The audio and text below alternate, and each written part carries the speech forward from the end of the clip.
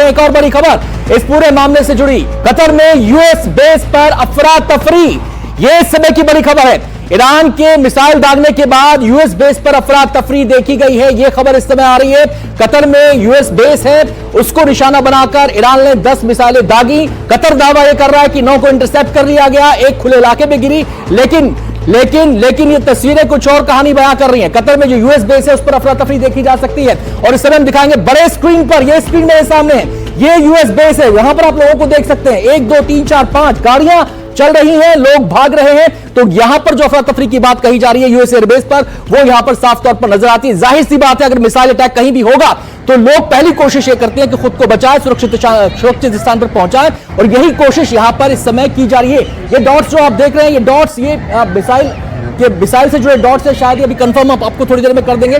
लेकिन जिस समय ये अटैक हुआ, ये अटैक जिस समय हुआ, उस समय काफी अफरा तफरी का माहौल यूएस एयरबेस पर देखा गया और ईरान ने कहा है कि हमने 10 मिसाइलें दागी, जितनी अमेरिका ने दागी थी उतनी हमने दागी। इसके अलावा ईरान ने एक और बड़ी बात कही है, वो ये कही है कि हमने कतर को पहले ही सूचित कर दिया था और कतर ने कहा है कि 10 में से 9 मिसाइल को हमने इंटरसेप्ट कर लिया है।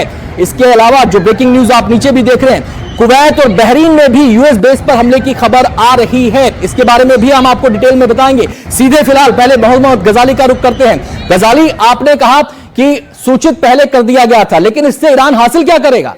जी देखिए, एक तो जवाबी कार्रवाई करना वाजिब भी था उनके लिए, क्योंकि उनको अपने ऑडियंस को भी बताना है कि उनके ऊपर जो हमले यूएस और इजराइल ने किए हैं उसके जवाब में वो इजराइल के खिलाफ तो हमले कर चुके हैं। यूएस के किसी भी प्रॉपर्टी को उन्होंने कोई डैमेज नहीं किया है या यूएस पे वो सीधा हमला नहीं कर सकते हैं। ऐसे में उनके लिए सबसे आसान टारगेट वही एयर बेसेस और मिलिट्री बेसेस है मिडिल ईस्ट में, जो उनके आसपास के पड़ोसी मुल्कों में है, कि उन पर वो हमला करें। और आप देख लें कि जब से ये लड़ाई शुरू हुई है, आज 8वां दिन है, लेकिन इस पूरे 8-9 दिन में ऐसा कभी नहीं हुआ है कि इजराइल यूएस ने ईरान से बातचीत नहीं की हो। बैक चैनल टॉक्स हमेशा खुले होते हैं, चाहे एक दूसरे पे आप मिसाइल दागते रहें। आप अक्सर बता भी देते हैं कि कितने बजे किस लोकेशन पर कहां अटैक होगा, एक्सेप्ट कि मिलिट्री इंस्टॉलेशन पर, जो न्यूक्लियर एनरिचमेंट प्लांट पे भी जो अटैक हुआ है, वो भी ईरान को पता था कि यह हमला होने वाला है। और कहीं ना कहीं और शायद इसीलिए वहां पर खाली ट्रक पहुंच गए थे और यह कहा जा रहा है कि वहां पर जो संबंधित यूरेनियम था उसको हटा लिया गया।